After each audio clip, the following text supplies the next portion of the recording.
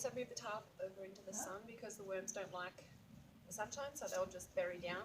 Once I flip it over, they'll bury down. I'll give them a few minutes, 5-10 minutes or something like that, and then I will take the top layer off and put it in a bucket.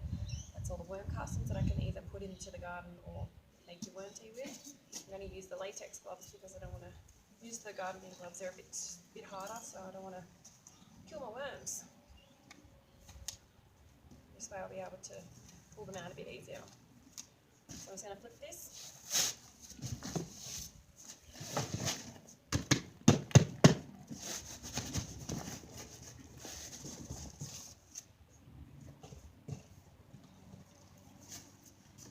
All that stuff. It's like black soil.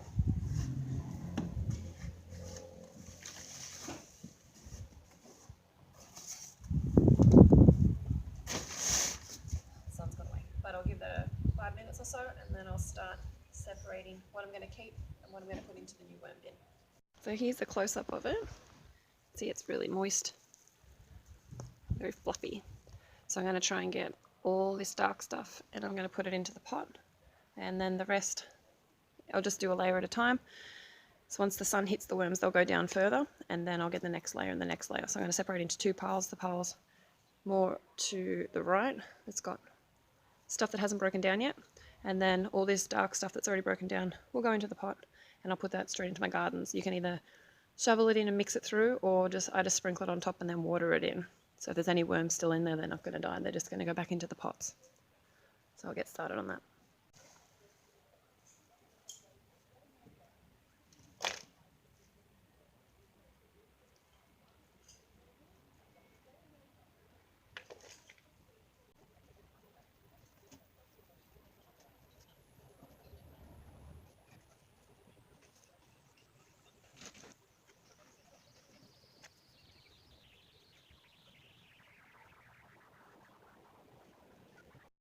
Okay, so I've got a pot full there of worm castings, so I'm happy with that. Now if you have a look in here, especially with the newspaper, there they go.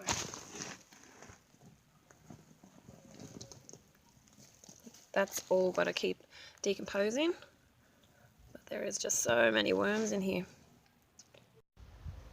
Alright, so I've got my worm castings I got out of my worm bin, and I'm just going to sprinkle them into all of my potted plants just to give them some extra nutrients, and then I'm going to give them a water. So just sprinkle them through, try not to get them on the leaves. Any worms in there and they will move down to the shade underneath the ground. Put some into the rocket and the chili plant. You can mix that in if you like, but I'm going to hose it so it will sink through. My capsicum.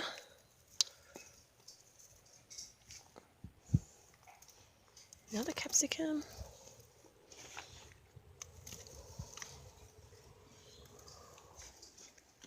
Definitely going to put some on my passion fruit plant because worm castings have calcium, and that's what a passion fruit plant's like. Still a bit of food in there that hasn't broken down yet, but that's okay. Extra compost.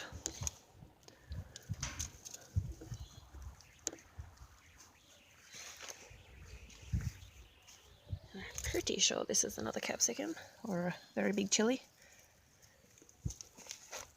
My avocados.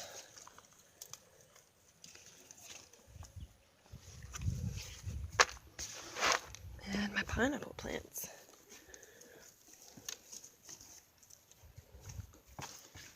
And the avocados.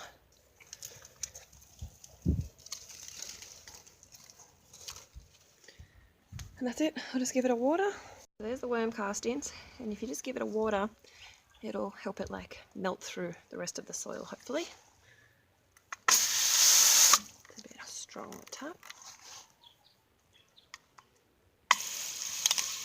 Strawberries. Just helps it sink through.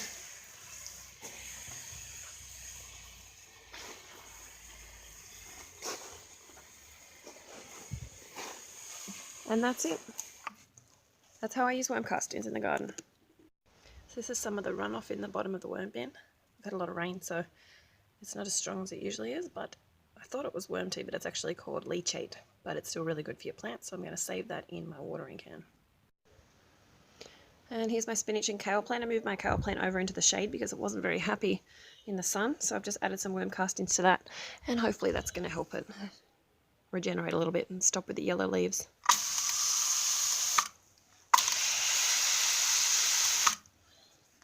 Thanks, guys.